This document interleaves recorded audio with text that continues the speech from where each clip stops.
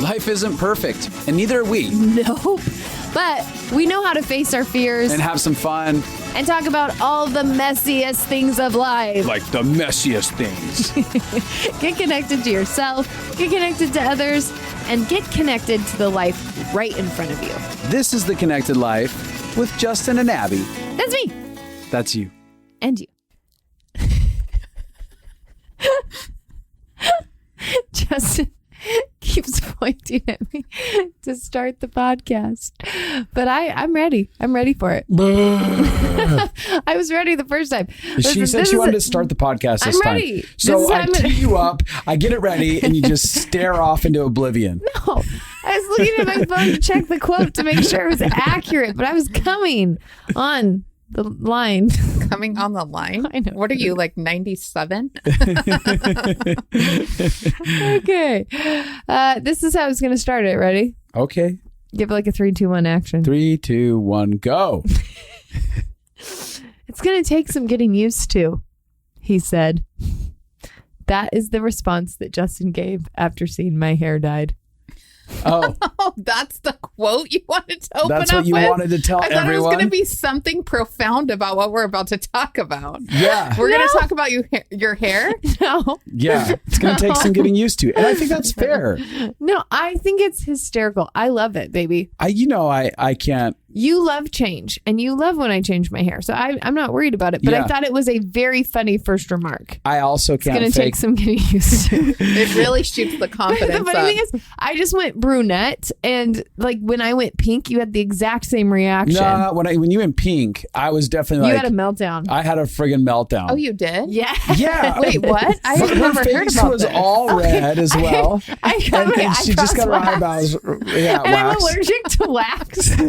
So it's like red and splashy and swollen all around my I eyes. love you. And I think And all my makeup was gone. and we both have a capacity to look like a hot mess. So I'm not saying I'm any better I don't some think days. I've ever seen you look like a hot mess. She I think look- Abby has a very strong capacity to look like a hot mess. I have a gift for it. Yeah. I can look really, really bad. Uh-huh. It's impressive. Yeah. So yeah, that's correct. I did say that. Yeah. How else do you want to go with this? What do you want to do with this podcast? I'm kind of tossing you the football today. We're here with Pietze. Ooh. Old Pietze. Guess who Pietze is if you've never heard. Are you asking me to guess? Because Yes. I'm pretty sure not going to get a response from the crowd out there. And Go ahead. We're going to leave a moment of silence for everyone to answer. In case you've never heard, Pietze is my best friend from growing up. I've known her since I was 7. And Pietze is Dutch for what? Patricia. It's like Patricia. It's from Patricia. Do you know? So it's just a fun name. No one really knows. It's a fun name nobody knows. I like Patricia is not like a fancy name, but then you put a little Dutch on it and it's all of a sudden pretty fancy. Well, see, I I've think never of it heard it described as fancy. Yeah, I think Patricia's more fancy. What's really great is I have my legal name on things, and then people will call me and they're like, "Hey, Pat," and I'm like, I will just hang up immediately. If anyone, I will hang up on you immediately. They call you Call Pat. me Pat. Wait a second. So your real name's not Pietze? It's Patricia Pietze Joy Burrows. No, but do they have it written down as Pietze in there? No, No. and as a matter of So fact, you're that kid that got to be eccentric and they're like, I want it to be Pietze. well, no, actually, my parents Her really parents effed never me up called you it. because no, I just found this out 2 years ago by watching home video. They actually started out calling me Trisha. I kid you not. I had no idea, and they couldn't even remember doing that. But we have it on home video. Trisha, hey little Trisha. I'm like, thank God that What? didn't stick. Identity change. I know. My friend's crazy. name's Trisha. That's why I'm Yeah. so It messed doesn't up. work for you. I can't see you as Trisha. It's true. You're not a Trish. You're definitely Thanks. Pietze. So here Okay. we are. I would Abby's like to say crib. Pietze is in town Yeah. for a big deal. Me and her created a course together. Yeah. And we did it. We've been waiting to release it until I felt good enough to. Yeah. And it is really good stuff, and I'm very excited. So tune in, because we're gonna start announcing it soon. In August, signups will begin. End of August. And September 29th. My birthday is going to be the start date of that. Of the course. You don't jinx it. And me and Pietze, the first round. The first Justin doesn't like you. Burn. Okay, the first round, me and Pietze are actually going to be a part of the immersion program for the new course we're doing. Which is super exciting. It's probably the only time that we'll do it. It's also like very exciting for me. Because you don't have to do the work. Not the front end. I feel like anytime Justin can shove you off on me, he's like, oh, okay. You love phrasing. So much bad phrasing. Okay, we're not even talking about any of this today. Just for today's sake, you need to know we're about to talk about pain. Pain, huh? Pain. Yeah. That was pretty intense. Well, that's how it feels when you have it. It does. It doesn't feel like pain.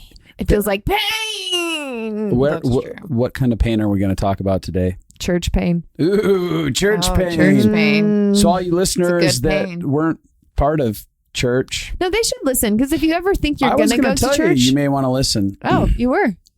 It'll demystify a lot of the problems that you hear about. And you'll be like, oh, I get it. That makes sense.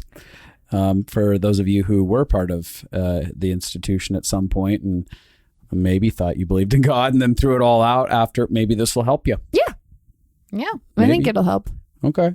Yeah. Okay. Yeah. I mean, the goal is that I think the goal is that I just think there's a lot of people, maybe possibly everyone who's been involved in church has been hurt by it. And it's important to talk through and work through and actually give voice to and validate and go through the healing process so it doesn't actually hurt you. Like, I don't want it to stay in a wound that just festers inside people. Well, and I think on the flip side of that too, you have people who don't validate the pain of church, just get over it or quote scripture, and you never actually really get to processing your pain. So it's an important topic. Yeah. Yep. And we did do a series a while back that entailed some of this and many different aspects of faith and some of that. And you guys can take a peek into that at some point if you'd like to. But what's really cool is we get to dialogue with Pietze here today, and she specifically grew up inside of that space as a pastor's kid. Yep. Whoop, whoop. PK. Whoop. Yeah. Whoop. And I've known a lot of PKs, and they're usually the biggest drug addicts and crazy human beings on the face of the planet. Like that was my experience to all of my friends who were PKs. That is actually so true. Because like all my best friends were PKs. Yep. They're either high performers, achievers, have to be perfect all the time. Or they're drinking alcohol out behind the church and setting fire to something. And dealing drugs. But I am really interested in getting some of your perspective on some of this because, I mean, you grew up in a household, you got to observe the good and the bad and the ugly of all sides of the whole thing. Not only maybe potentially seeing people get hurt by your dad, who's a pastor, but your dad being hurt by people, and then your dad being hurt by other leaders. And I don't know, I just think it's an interesting dynamic. And then you being hurt by the whole thing, I'm sure. Oh, yeah, totally. I mean, gosh, where do you even begin? I think it's so complicated. I think especially when it gets really, I think church in general is just messy. Like, because I think the way that you approach church really plays into how your experience of it is. But when it's mixed in with your parents' vocation and everything that they're doing, it becomes your whole world. And so sorting through it is very overwhelming. Even as a kid, I don't know how you do that, you know? Yeah, and there's not really, I'd imagine for a lot of people, there's not a lot of breathing room when it's your parents' vocation to go on an explorative journey, trying to decide who you are, what you feel about life, what God looks like to you. And it all also, there's like, when it's vocation, there's a lot of rules and ideas of what it's supposed to look like. And you're just expected to kind of follow a lot of those, huh? Yeah. I mean, I think, everything you said is true. And I think it becomes very, very difficult. And there's not a lot of, I mean, I think that it's true for most people who grow up in the church. It doesn't feel like there's a lot of option to choose in. Right. You know? And I think that's where it gets messy and complicated. And I think I mean, should I kind of just share the story of my relationship with church? Yeah. So I am from a family of 6 kids, and my parents pretty much planted churches my entire life. So we moved around a lot. And when you are doing church plants, it's a totally different monster because you're starting from the ground up and basically you do everything. You're so working our family, all the time. Yeah, you work all the time. And so my family did everything. Like we Setting cleaned up the chairs, church, we set up chairs, I ran the children's church. You know, my brothers would run sound. We would, you know, so it almost becomes this whole family thing. And I think, you know, when you're younger, that's actually really fun. Yeah.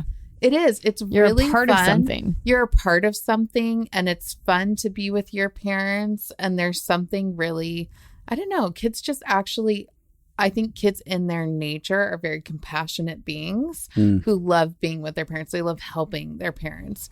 But I think over time, especially if you have that natural nature, it can turn into codependency. And you end up, you know, I think for me, What can turn into codependency? How? I think the compassionate nature of a child, depending on your disposition as a person, can actually then turn into codependency where you begin to feel over responsible for your parents in it, which creates a really messy situation, which I think is a lot of my pain growing up. So it's funny because when I talk to people, you know, like most PKs that I work with and do life consulting for, you know, a lot of times they'll say that their pain is the expectation of being perfect. You know, yeah, like, that's a heavy one. I got with a lot of PKs who came through my office for consulting. Yeah, because I think that I think definitely in the church there's a subconscious hierarchy that is not biblical, but it's basically like, you know, we think of the person who comes in and speaks like they have something holy or something better about them. And I think people project that on a pastor. And what we end up projecting is not, it's perfection. They get dehumanized. Yeah, they become dehumanized. And I will say this, I think the role of a pastor is really complicated because they do more than any other job. Right. So they're a teacher, they're like a counselor to people. They're on 24/7. It's just an all-encompassing job. And so there's a lot of stress there. And I think then it creates this perfectionism that people look to for, I want you to meet all my needs. So I think for most people, then that gets translated onto the kids too. Yeah. You know, now, fortunately, in my family, I never experienced that because my parents were actually really good with grace.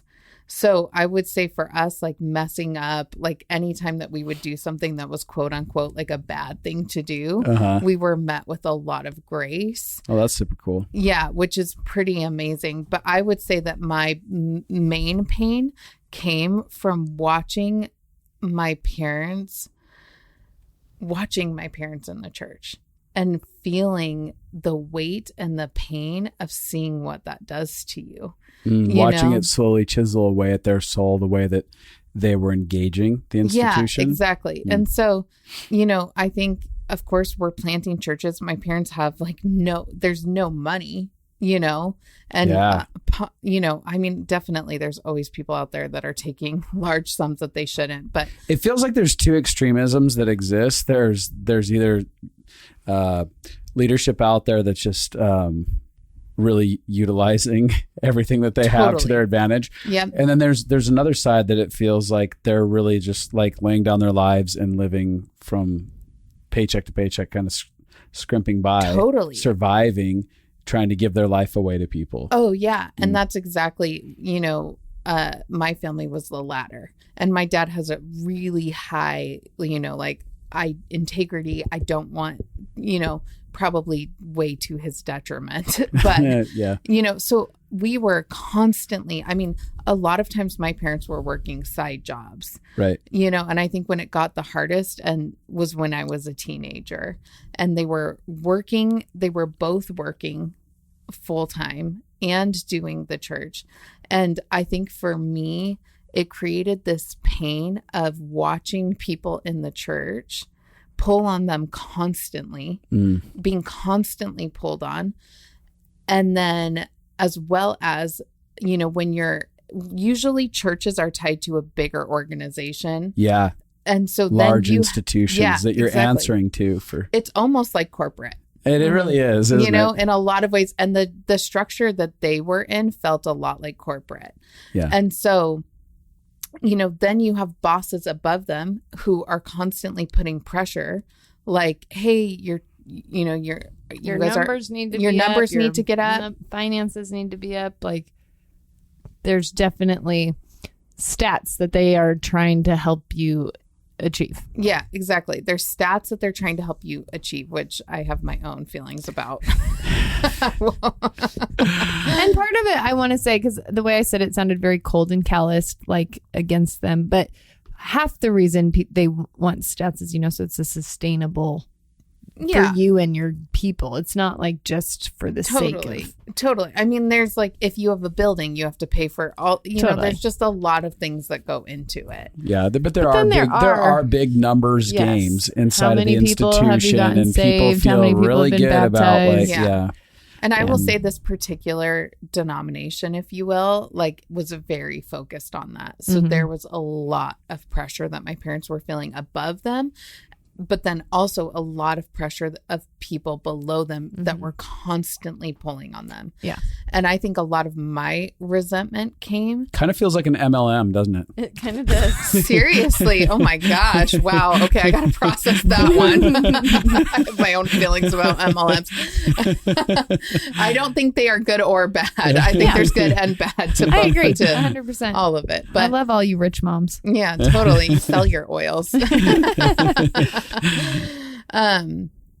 But I think for me as a teenager, the busier and more stressed out my parents got, it left less and less for us. And they will to this day say that one of their biggest regrets in life was a season where they were both working, trying to make the church work, and it just wasn't working. Yeah. And the people who paid for it were us. Totally. We're the kids. Yeah. And you see all of us kind of struggle at that point, and you see some of us got really codependent and tried to be there and tried to do things, and some of us just fell off the deep end emotionally and really, went into depression and different things. But I think for me, I think it created this thing where I felt like I couldn't choose in. And I knew that I always loved God. There was something in me that always loved God. And I knew that God's nature was not like the church. Which is pretty crazy. And honestly, very difficult. Like, I am not good like that. You naturally had a belief that God wasn't like what you experienced in church. That was not the case for me. Yeah. Separating the two of them. Yeah. Even if I consciously think God is different than the church, I often have subconscious beliefs that show up and surprise me that God is the same as what I've experienced inside of church. So I think there's like two types of personalities, because I'd say Justin is very much the same as you. Like, you both. Yeah. That's probably why I married. I'm like, the institution is filled with messy people, and it's an institution. It has nothing to do with God. Yeah. You've always had your own view of God. Yeah. And that has felt separate from what you've experienced in church. Both of you kind of have a strong sense of self inside of that. I did not, though. I had to it was a lot more of weeding through things for me. I did want to add something to you, because I've noticed that a lot of people have come through my office who have grown up historically in the Christian institution.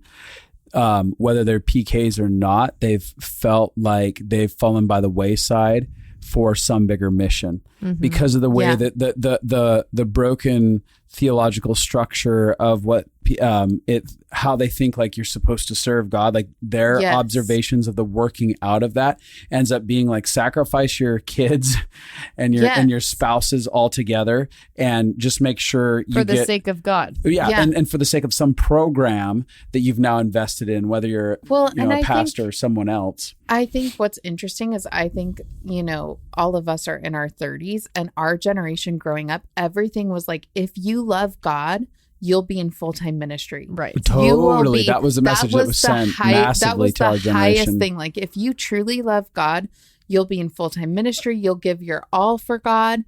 And I think my husband and I talk about this all the time. It created especially for my husband, it really messed him up. Yeah. Because it created this belief where he's like, anything else I do, I'm a failure. Yeah.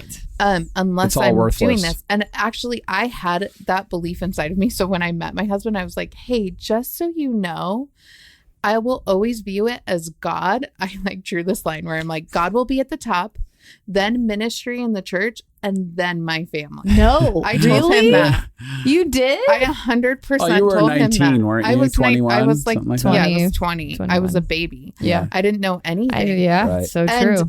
And And he was like, yeah, sounds good. yeah, he was like, great. We're with same But priorities. I also was like, I could totally be poor the rest of my life if it meant that I like gave myself to this. Sure. You know, so I still, even though I had this really solid view of God, and I think that that's one thing that my parents did really, really well, is that they constantly pushed us to have our own relationship with God and to hear God for ourselves. That's really good.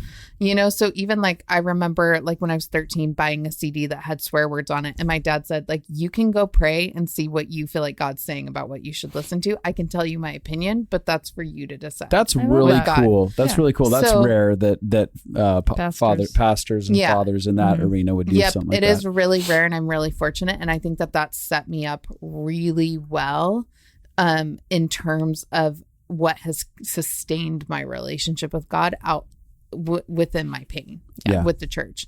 But anyhow, you know, I think there was still that belief of like, you have to give everything. So then what I think it creates is this thing where there are no boundaries to ministry.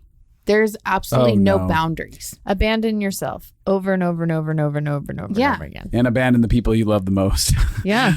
over and over again. And I think even for my parents, they look back at that season that cost us the most pain and they go, wow, we completely messed up because we let everyone walk all over our boundaries and our kids paid for it. Yep.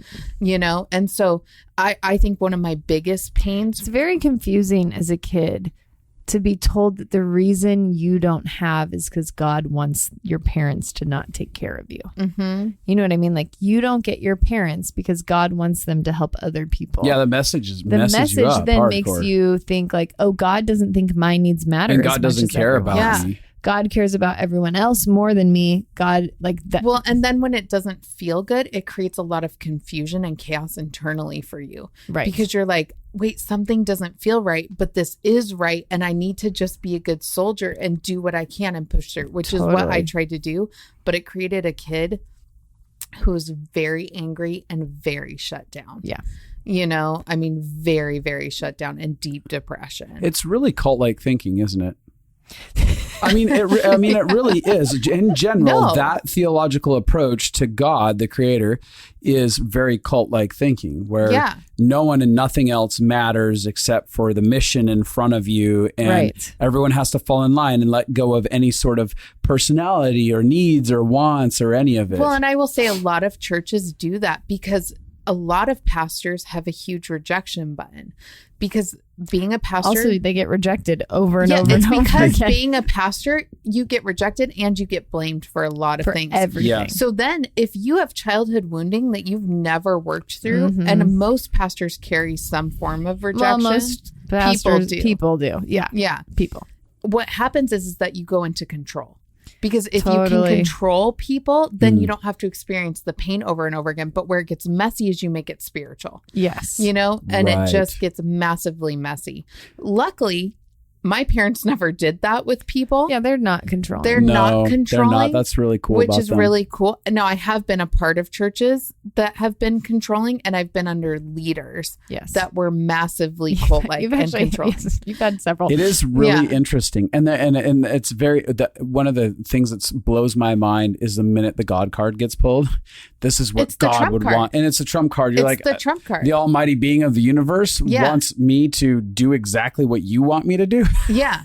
But the thing is I honestly don't think that most pastors' intentions are bad. No, I think it's don't think it's literally their maniacal, pain. thought Yeah, I don't out. think they're trying to be manipulative or they're like, I think about the pastors I grew up with, and it was a very, very messy situation. Very messy situation for years and years and years and years. Affairs and and drama, cover-ups and hidden secrets. So and fun. It was like a TV show. Oh, they should make a TV. We could make a TV show from our growing up. But and all kinds of these people turning against these people and church splits and church putting togethers, and it was very dramatic. But now I just got lost in thinking about how much drama I grew up in. I was like, wow, it's like really, when you think about all of it, it's real crazy. I should explore that in counseling. There was the child molester that they hired. Yeah, I think you were saying that most people are inherently good. That's what I was saying. Great lead into that. Okay. Maybe we should just I will say this. I think that the head pastors of the church I grew up in actually really want to do good and want to love people. Yeah. I think that's true. They did some of the craziest shit I've ever seen. I mean, crazy. And I don't think any of it was like, you read Complex PTSD, the book, and you're just like, oh, you're just hurting and you don't know what to do. And you're trying your best around other people and hurting people I'm hurting people hurt people. Yeah, but I don't even like that statement because it sounds like there's like a class of people that are hurting people and they're the ones that hurt other people. I'm like, we're all hurting people. Uh-huh. We are all hurting people and we're all hurting people. Like, I remember like people being like, oh my gosh, but you love so well. I'm like, yeah, and I've hurt so many people. Nobody's all good all the time. Yes. And we all hurt people. Yeah. Yeah. And I think the same can be true for pastors. So I look at the ones and I'm like, I don't think they were purposely being maniacal. Now, there should have been boundaries. The things they did devastated people and there needed to be boundaries. And caused a lot of pain. And they should have cleaned up their mess. There's not really a lot of checks and balances for people in those authoritarian structures, though. Yeah. And checks and balances, I mean, there might be some checks and balances above then, but I've noticed that a lot of times there's not a receptive heart. I'm generalizing, but there's not a receptive heart in those positions, probably because they've been hurt so bad and judged and rejected. Yeah, so it's harder to hear blame when you're like, but everybody blames. Right, because I've been in those situations where I've had to confront leadership, and they're just turn it on everyone, and I'm like, no, there's a real problem. What is this wall I'm meeting? This is where we've done a huge disservice in the church with negating counseling. Yes, because a lot of times the view in the church is, God, you just need Jesus. You just need Jesus. Now, I 100% agree with that statement. I love him. I love Jesus. Jesus is what my world revolves around. However, counseling has helped me have a better relationship with Jesus. And I think it's a practical working out of the heart of God. It's like sanctification. Yeah. It's a process. It's a part of working out your relationship with God.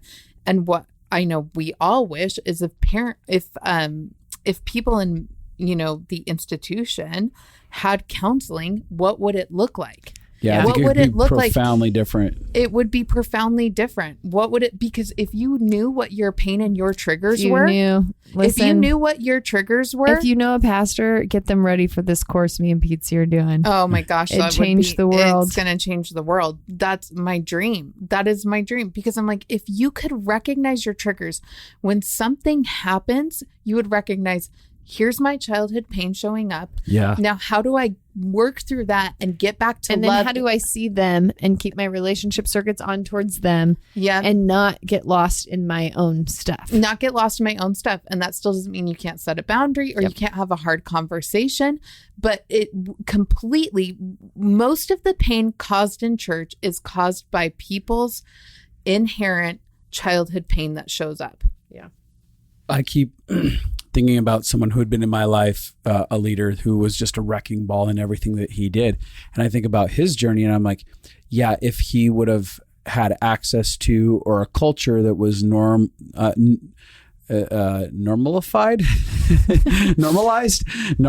there's a word, normalized counseling and stuff like that. I think that there would have been so many people that hadn't been just destroyed by his actions inside of it. Oh, yeah, it's an interesting thing. I know that the church gets very much like, don't become humanists, like with counseling.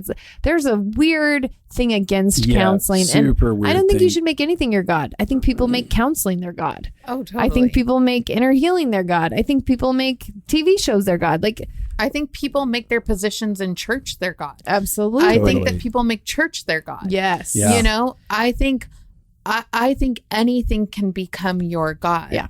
You know, But everything. let's put some healthy things in balance. Let's get some help and go on the journey of being whole. 100%. And I think one thing I've realized is like, you know, this course that we created, one thing that I've realized is how often my pain shows up in my relationship with God and completely has tainted it. And when I began to decipher and recognize that that didn't actually come from God, it came from humans being human. And that's where it gets messy in the church, right? Right. Because a lot of times our pain with the church morphs into our pain with God because they're interconnected. Yeah. Right. It's very hard to see God and people different, especially when people are teaching us about God. Oh, totally. Totally. And the church doesn't do a great job. The church doesn't do a great job of leading in vulnerability and being honest. No, because And having honest conversations about struggles and pain. And even saying, like, I don't know what you should do.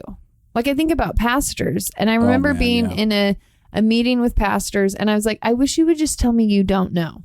yeah. instead of trying wish- to come up with an answer that you think you have to have this situation. Like, for me and Justin, I think this all the time. We went to pastoral counseling for years.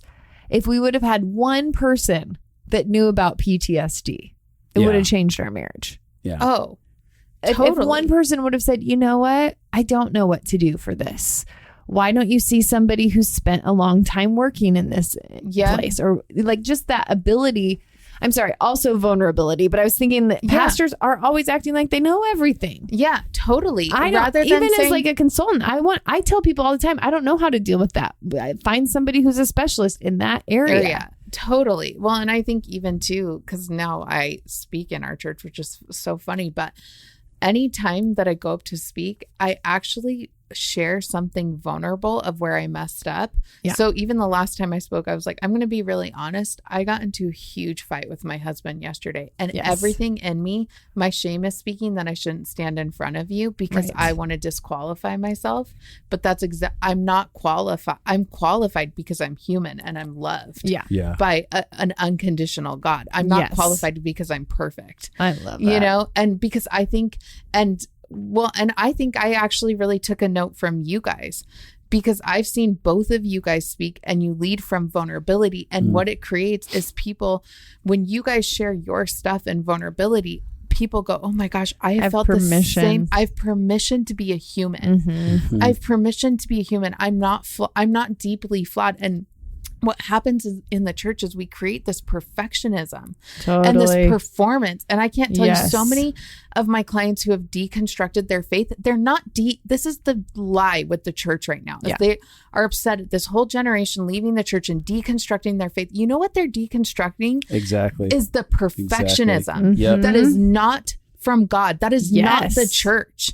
They are looking for an authentic place to be human and to be Yes. okay and to be whole And to be accepted. and to be accepted in their flaws and to know like, oh, okay, I'm not disqualified. And that's what I think. That's the problem, is that we subconsciously, we say grace. Yeah. Right? We say, you know, Jesus loves all. He's so gracious. We preach that from the pulpit, but what we mean is perfectionism. Yeah. Absolutely. And we take scriptures. I see it all the time. People take these scriptures out of context and create a whole religion around earning. And yet they're saying grace. So then it's so confusing for people because they go, they're wait, like, God loves you no matter what. You can be the biggest sinner. But then if you do something wrong, you're kicked off of leadership. You're not only get kicked off of leadership. Okay, we have to come up with a program for you to get rehabilitated. No, I'm not saying there are things You that are should like, have to clean up your mess. you need to clean up your mess. You need to work And through get things. help. But yeah, like if I can't stand up in front of the church and say, I got into a horrible fight with my husband, I acted horribly towards him to the church and be completely not accepted, then that's not a church I want to be a part of. Right. you know? Yeah. It's interesting because when I see So good, Pietze. Leadership in the institution have major meltdowns, like who was it? Carl Lentz had his meltdown. Oh, yeah. Where he had his affair, and I can't remember the statement he said, but it was along the lines of like, I wasn't accessing the help that was readily available to me. Mm-hmm. And I think that part of what happens is that well, first off, we're supposed to know everything and do everything right. Like the idea is that Christians have all the answers. Christians are Especially professional pastors. humans. Yeah, they're professional. And we're supposed to have the answer for everyone in the world. Mm-hmm. Yep. Mm-hmm. And we're supposed to have it all together inside of it and be holy as he is holy, and just broken concepts of theological perspectives that go into the performance-based thing. And so you have these leaders that are like, there's these blisters, life blisters, emotional blisters that start popping up all over them. And they're like, they don't actually take time to be like, hey, I have a blister, I have a wound here. It's a little open. Let's dialogue about it. I want to work through it. They're actually put in a position where they have to hide that over. 100%. Throw a Band-Aid on top of things over and over again. Because one, if they talk about it, then the punishment comes in. They lose their position. Then they lose anything financing their entire families. Totally. Which could They've devastate lost their job. Everything. They've lost everything. Yep. In one moment, just by talking about the smaller things that are messy inside of their lives. Or it's told like, hey, just believe more, just read the Bible more, believe Jesus more. And there's not actually help given to them. And then eventually it's that implosion where all of a sudden they've held themselves to this high expectation and everyone else. Then they make a huge mess. Then all of a sudden the person who goes, I'm an atheist, God doesn't exist. I was full of crap. Yeah. And it's this huge pendulum swing because they're trying to unload the burdens of these unrealistic expectations on their humanity. That's so true. It's so sad. Right. It's so sad because what we do is we then blame them rather than looking at what is the system that we've set up that is actually not only unhealthy, it's actually unbiblical. Yeah. Yeah. I mean, I would say that most of the subconscious messages I got from church don't line up with what I would say I read in the Bible as core values, but it feels like it did line up. Like it took me a long time to recognize like, oh, humility isn't hating yourself. Right. Humility is that I don't think I have all the answers for you. Totally. Humility isn't that I am more aware of my flaws and can't acknowledge any of my giftings. Humility is that I can take ownership for being a mess and I can let God love me while I'm a mess. Because that is way more humble than to shame yourself. Yeah. But we've created such a shame. We actually use shame to control people. And I think that this is where, go ahead. Oh, I was just going to say, isn't that, as a side note, it must be so exhausting to be in a leadership position and to think, feel, believe that I have to control everyone around me, all their actions. Well, it's exhausting. It's tiring. I know it because that's the codependent nature. Yeah. Like if you take me out of church, I still have to work through that codependent nature, which is I feel responsible to make sure everyone's okay. That's really what it is. Yep. And it's exhausting for anyone and it's lonely. Like it's just lonely when you feel like you have to hold everything together for everyone. And then you honestly, like I see people oftentimes when pastors are trying to punish or like set consequences or change your behavior, it's honestly because they are scared that they won't be okay if you're not okay. Yeah, it's a big thing. Yeah. If you walk away from God, then I failed. Yeah. If you are not happy with your marriage, then it's a reflection of me. Totally. And I need you to be okay so that I can feel like what I'm doing matters. Yeah, because I set out to change the world. And and now Which is I feel a like heavy expectation. It's to way set too your much. life up That was a on message I need to change the world. At every youth event I went to, Absolutely. you're all going to go out and change the world. I was like, holy cow, And the entire world. Yeah, and if you want your life to matter, and if you want to matter to God, you'll give it all. Yeah. And I think, and this is the sad thing, is that that's where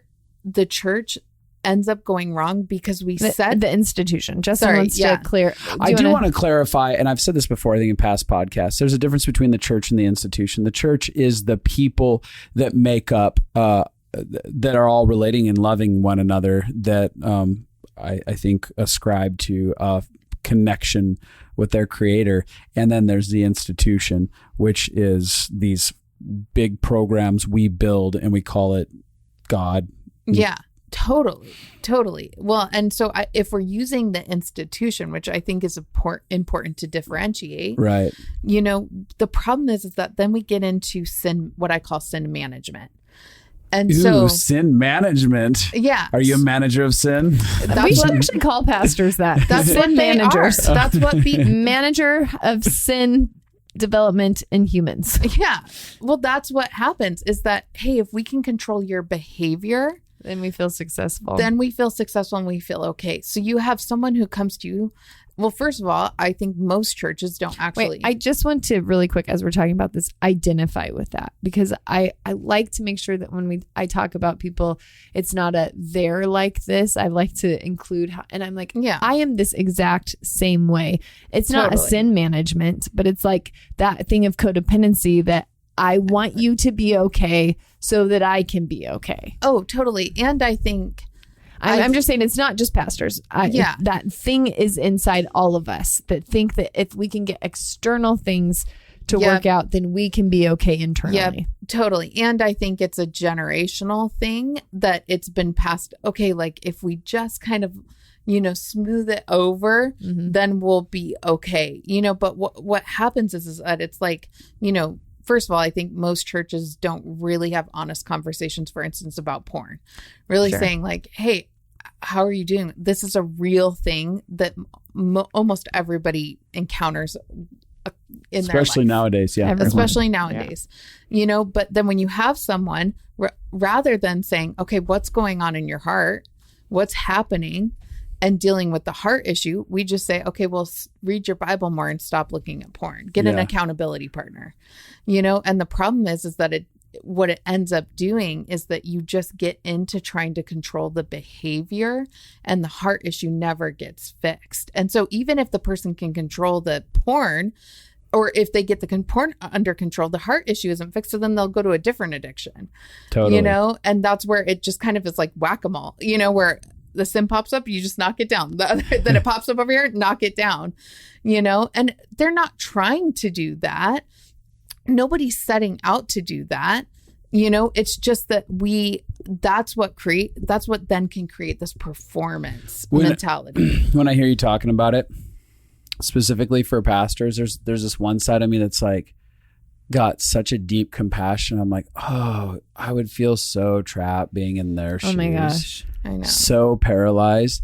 I think about some of my friends who have chosen to be pastors who have gotten out of those systems and they're doing okay now, but they still have the residue of some of those systems. And I see it pop up at times when they just have total meltdowns in that performance. And I'm like, oh, I'm so sorry for what that system like programmed inside of you. You're doing everything you can to unravel it out of your thinking and your response behavior. And it's peer pressure. Like you're a pastor, then if you have people who are making messes, then everybody is mad at you about it. They blame you for when other people make messes. I remember as a pastor, if people in my group made messes, people would come talk to me about it. Yeah. Oh, that is the funniest thing. I remember when people would talk to you about something someone was doing in your group, and I wanted to go just ape shit on them and scream like,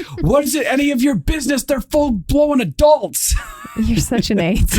He's like, I'm so protective of my wife. Back off. No, it wasn't just you. It's the human beings that they were like totally. After, where I'm like, stop controlling and get out of here. It's an interesting thing because there is a lie that God wants you perfect more than he wants you healed.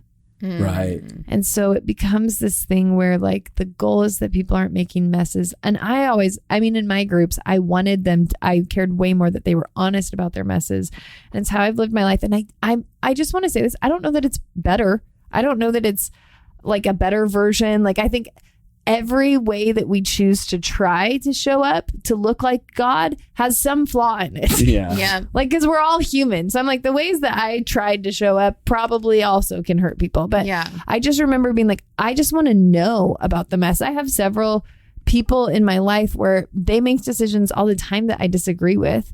And I'm like, I just want to be safe enough that you can come talk to me about it. I want connection with you. Absolutely. I want to know you. I want you to not have to be alone when you're going through this.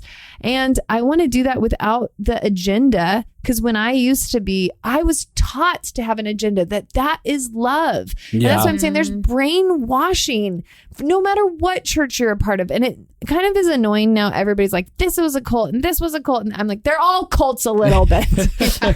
Like anytime you're part of a system where people have strong beliefs. You're going to learn, you're going to feel like you have to believe like them. There's politics. Peer pressure. It's like if you get in the medical industry. If you're in the yoga industry. Well, and the truth is that as humans, we so want to belong to something. So it's in our nature. And we call it cult like when we want to give ourselves, I mean, there are lots of legitimate cult things. I'm not trying to invalidate that. Yeah. But I do think that what it does is by calling it that, we give ourselves permission to not abandon ourselves to what happened there. And I just think you can. Oh, you mean like when we go, that was a cult. So I can, if I can declare that was a cult situation, then it's bad enough that I can actually justify the fact that I'm paying from my experience. Yeah, and I can villainize them. Yeah. And that's where I think I've had to come to in all of my pain, because even after my parents, I've had so many different, I went through a huge messy You were church. actually in a cult after you left your parents' church, a real cult. It did sound like a legitimate cult when I heard stuff. Yeah. Yeah, And no, you were in one. The thing is that I've been It was crazy. Then it blew up. Oh yeah, it blew Destroyed your life. and destroyed my life. And I mean, I wouldn't say like it wasn't like I was forced there by any means, but the person in charge had very strong like you're in or you're out. Yeah, and I definitely had like some things I would challenge, like okay, this feels really, but it ended up blowing up, and there was. Really, it wasn't all bad. There was actually some really amazing things about it, and it did a lot of good. And there was some horrible things about it, and I was very young, that I wouldn't have known. So it blew up. So, the thing is that what I've come to in my life is the recognition that the church is made up of humans. But I mean, the thing is that we dehumanize the church and we villainize the church. Most people in the church are inherently good. Yeah. They do not have a vicious intent. Yeah. They don't have a malicious intent. They actually have a good intent. They are exactly what we said. They are broken people, and in their pain make messes, just like in my pain, I've made messes. Yeah. And what that does is it helps me to actually engage in the church, because I'm not glorifying the church and putting it on a pedestal and making it dehumanizing the church where it's becoming God. And I'm also not villainizing the church and making it like the worst thing ever. Well, and Justin, he teaches on this in our Living Fully Life course. He talks about how you cannot get free from being a victim as long as you have the victim, the villainization, and the pedestal approach to life.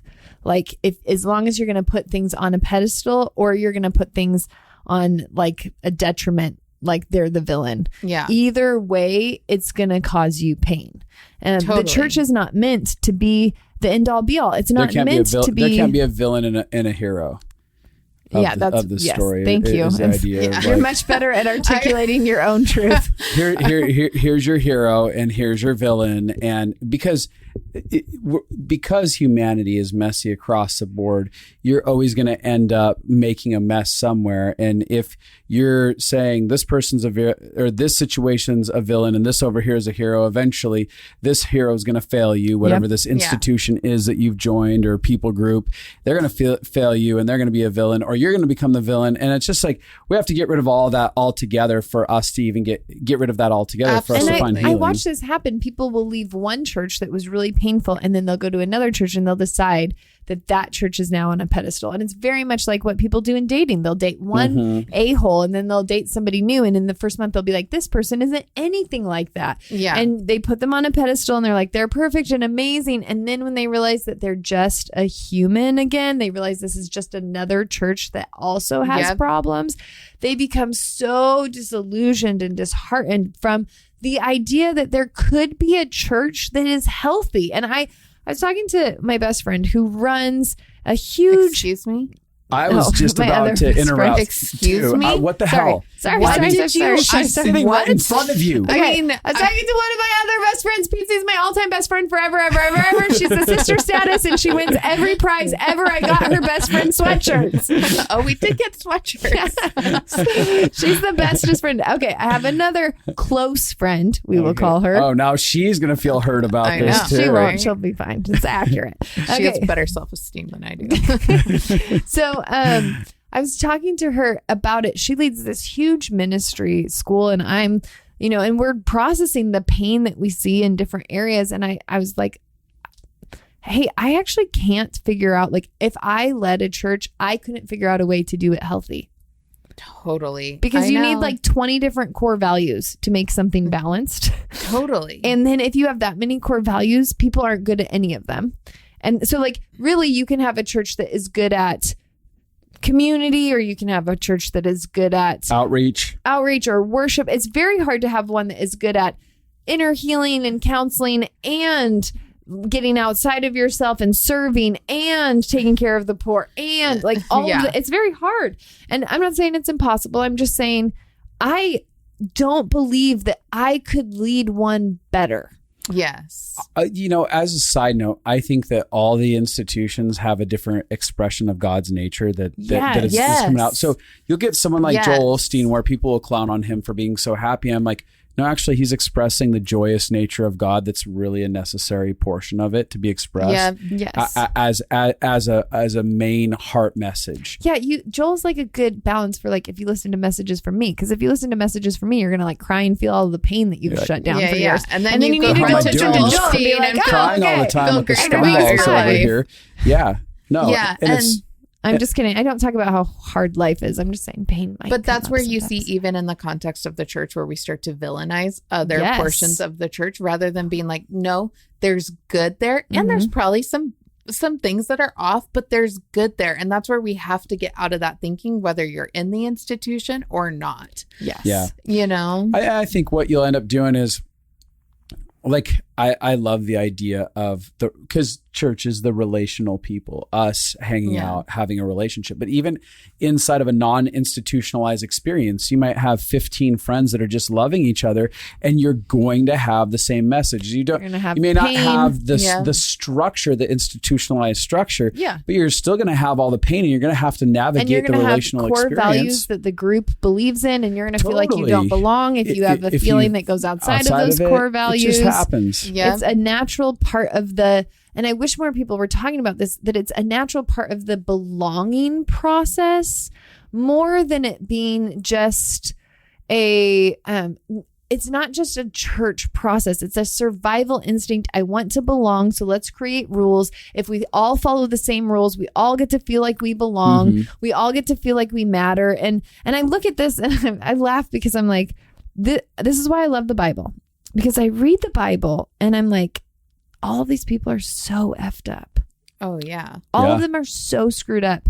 Every character. I'm like, there's no way I'd go to a church led by Samson. There's no way I'd go to a church led by David. There's no way I'd go to a church led by Paul. There's no way I'd go to a church led by Abraham. I'm like, they're all crazy. But what I love about the Bible is so much of, you look at all these different characters that are so messed up. It wasn't their ability to be perfect. It was their ability to let God love them where they were at. Yeah. That created this story, and I think that's participate. Yeah. To co-participate with God. And I think that's where we go wrong, Yeah. I think that there is a lot of, I think it's worth saying that if you get hurt by the church and you don't heal it, Just like if you get hurt by marriage and you don't heal it, or you get hurt by your parents and you don't heal it, the wound will fester and it will take over your life. And I feel really sad about that, because my relationship with God is the only place that is like the unconditional loving source that does not end. Yes. And it's like the one place that is meant to be the safest. And I feel sad about people who've gone through church hurt, because it is taking the thing that's supposed to be the safest, most sacred thing. And then all of a sudden now that can feel unsafe too. And that's very confusing. At the same time, I'm like, I want to protect at all costs my connection to a God who is loving. Yes. And so if I don't deal with my pain, then I have that love connection gets threatened, even just by the subconscious. Yes. The subconscious. Because we relevance. shut it off. Yes. Because you've shut yourself off from God. And I will say, even for me, like what it ended up being is I ended up leaving the church for 5 years. Which was really good for you. And it was hard because everyone in my life got scared. Everyone challenged it. Out. But I knew that I needed to know who God was outside of the rules that I put in my head about him. And it was there that I found God again. And through finding God, I understood his heart for the institution. And when I understood his heart for the institution, then I go, okay, and I felt like he challenged me and said like, hey, if you love me, like you can love this too without it being threatening, you know? And ultimately I feel the most at home and the most safe when I'm connected to love, even. And going back into church was the most or into the institution was the most terrifying thing I've ever done. I mean, I cried. I mean, it was hard. I was facing all my pain, but I ended up feeling fully healed, because I'm like, when you are so broken, you just want wholeness so bad. Oh, yeah. You know, and it's ended up being a huge blessing. It doesn't mean I don't have pain. It doesn't mean it's not hard. It doesn't mean you get triggered still. I still get triggered. I'll walk into church sometime because now I'm back with my parents and I'm like literally that teenage girl again, and I have to go out and process with God. But every time I do, I find a piece of myself that I had lost again, and I feel more whole, and it's so worth it. And I'm so thankful for everything that we've learned, and even what we're going to do in this next course, because if I wouldn't have had that, I wouldn't have had the courage to face my deepest pain with my parents around church. And I'm facing it, and my parents and I have a better relationship where we can actually talk about these hard things that have happened, and they can love me and say, we never saw you, we never fought for you. Yeah. I would have never had that had I not been willing to face the pain and heal it. It's interesting. There's this one pastor, I'll just say his first name. I won't expose him fully, but I'll say it as a wink to him because I know he listens to us. And I love him so much. His name's Jerry. And Jerry's son came to him back when I used to do the Liberation Project. The Liberation Project, and started asking his dad to listen to it. And together it started stirring up a bunch of issues between the two of them. What I thought was so beautiful about him is that his heart chose to be tenderized and be on the process, especially because of the way we approach stuff, and I approach stuff, especially in that podcast, was especially offensive to the institution. I love it. I'm a little bit more tempered on this one. Justin Untamed. And I just thought I thought it was really beautiful that he was willing to engage that. And I've seen such beautiful success stories where there have been people in those positions who have decided to be willing to accept that they're messy and begin to go, maybe I am messy. Maybe I did create messes for my family. Maybe that doesn't mean I'm horrible. Maybe every other human's messy. And pressure, starts getting relieved off them. I know that from my observations, I think a lot of pressure got relieved when they could begin to acknowledge that. And I think as a side note, as I'm thinking of maybe people in positions of leadership in the institution right now, whatever role that is, if you can just begin even today being like, I'm messy. I am really messy. I'm going to stop lying to myself. I'm going to stop trying to be something. I am really messy, and I'm going to start getting honest with the reality of that.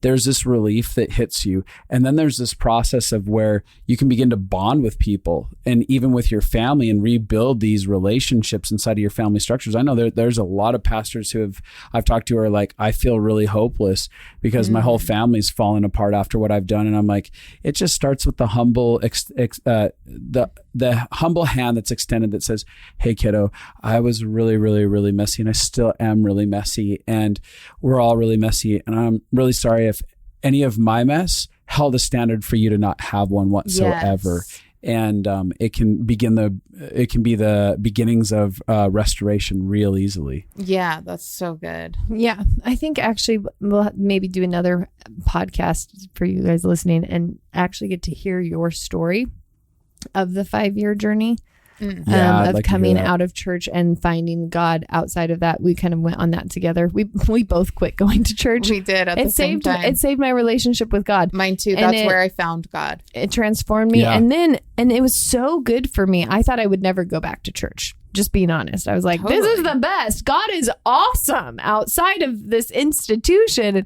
And I remember somebody that is a good mentor of ours being like, you're not actually free if you have to avoid something.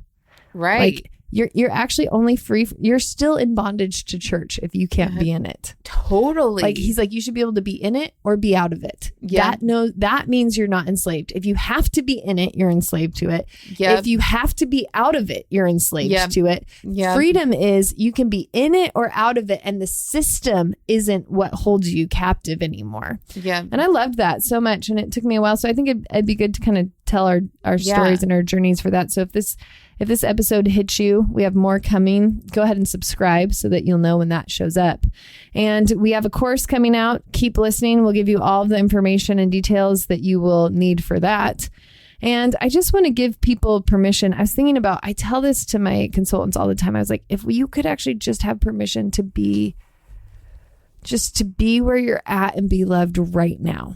And just like letting go of that image. I've thought about this for years. In the Bible, there was so much about idols and God not wanting us to have idols. And I remember being so convicted over and over by God because he would show me the picture of who I thought I needed to be, the picture of that superstar Christian or the picture of that person who has it all together, that person who is above everyone else and always has the right advice and always has it together and always has whatever that is. That picture of who I think I should be is an idol. I'm spending time worshiping it. I'm trying to become it instead of embracing who I am and allowing really God into where I'm at now. And so I just want to give you permission, if you're out there, to let go of the pressure to be more than human, to let go of the pressure to have it all figured out, to be farther than you should. And I give you permission for some of you who've never allowed yourself to question and like maybe you do have church on a pedestal, and how do you bring it down to be like, these are just humans, and this is supposed to be a part of my story, but they're not supposed to be above me. I'm not supposed to abandon myself to them. Yep. They're just supposed to be a part of my story. And then for some of you out there who are just angry, bitter, jaded people, to jump in and say, I actually need to get whole here. I give you permission to not just sit in the frustration and you will find a tribe of people who want to gripe and complain against the church because everybody's been hurt by the church. There's plenty of us out there. Yeah. But it's not bad to vent and validate and be heard, but there is a place where you can open up to healing and freedom. And that doesn't mean you have to go back to being boundaryless. It doesn't mean you have to go back to abandoning yourself. No. But you can get to a place where you can see, it's basically like with your parents. I can recognize the system I grew up in and how dysfunctional it was. I can set boundaries with it. And I can see the beauty in it. I can see the beauty and have compassion and relationship with them. Yep. That's really good. Unless, of course, they're crazy, crazy abusive. And that's also the case with some churches. So if you're in one of those situations, please do not hear that I'm telling you have to stay. I do want to say disclaimer. That's good. I like it. As much as you wanted maybe the institution to see your humanity, part of your process is going to be having to see their humanity. Yeah. And that goes both ways to get resolution. I mean, really what we're talking about is finding resolution in the area of feeling pain with institution. And you know, the pastor specifically coming to my mind, man, some of you out there, I just want to say, I'm really sorry for how trapped you felt. Yeah. It's probably been pretty shitty. The pastors or the people?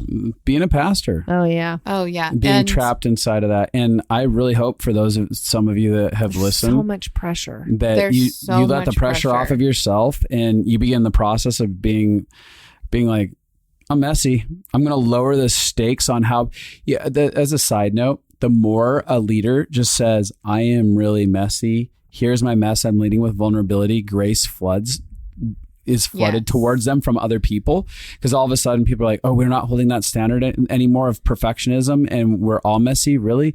Okay, I'm going to treat you with this type of kindness and understanding. Yeah, because it's leading from humility. Yeah, it totally is. So, but the last thing I want, can I add one more thing? Yeah, go ahead. I was thinking about so many of the times that people led me, I ended up leading people the same way. Yeah. Right? Like, so maybe everybody said purity culture is the most important thing. And so then I thank God all the time that he didn't have me write a book when I was a teenager about dating. Yeah. What would it be? Yeah. I mean, didn't inspire me to, whatever. I guess he did not let me, but I'm saying I'm really glad that there was no chance I could write a book back then because I would have led the way that I was being led. And so I just saw this picture of people who hate the institution but haven't owned that they also did the same things to other people. Yes. Yeah. And ownership really sets us free from shame. And then the other picture I had of them was like, some people need to forgive themselves because you were just doing what you thought was best. Right. It was what Even though was now modeled. you might look back and be like, oh man, I really hurt people. Yeah. I really ran over people's voices. I really shut people down or whatever it is. Yeah. To be able to look and be like, I was doing the best that I knew how. Yeah. And I'm going to forgive that version of me. Yeah. Isn't that kind of an interesting thought that there's really pure intentions and we can look and go, oh, my heart was always to really do right. Unfortunately, I read the playbook wrong. Totally. And so I can have a compassion on the part of me that wanted to do it right. And then take like just an acknowledgement and ownership of like, but I really hurt a lot of people in trying to do what was right. Yeah. I think we should just end this with like, I give you guys permission to forgive whoever it is you need to forgive. If you need to forgive yourself, I just release the grace of forgiveness. If you need to forgive yourself, if you need to forgive your leaders, if you need to forgive your parents, if you're a PK, if you need to forgive the congregation who's been assaulting you for years and you're a pastor, I just feel like there's a grace today to forgive, to engage forgiveness. That doesn't mean all of the pain is gone. It doesn't mean all the boundaries are gone. It just means that you are no longer carrying the weight of that ache on your own. Yeah, absolutely. We invite love, the unconditional love of God, to come and heal and connect to every place where there's been pain. And God, would you separate how you're different from what people have experienced in the church? Would you help them hear your voice, the voice of love, the voice of goodness, the voice of kindness, the voice of truth? Would you help people see how radically different you are than what they've experienced? Yeah. Awesome. Amen. The end. Love it. Amen. The end. The end. Any last things, Pietze? Pietze's going to be on here a few more times in the coming months. We're very excited about we're it. excited about some of those conversations we're going to have. So it's good to have you around here, Pietze. Thanks, guys. And we're also going to have a surprise guest called your husband. Whoa. Oh, shut up. That's yeah. scary. I don't know what he's going to say. We want to hear Now from I'm Big really J. going to be Now you're going humbled. to need to control him. Yeah, now I need to control him. Wait, can we just pause this because I got to go make a phone call right now. Make sure he's in line. All right, everybody. We're leaving. We're out. Bye. Bye.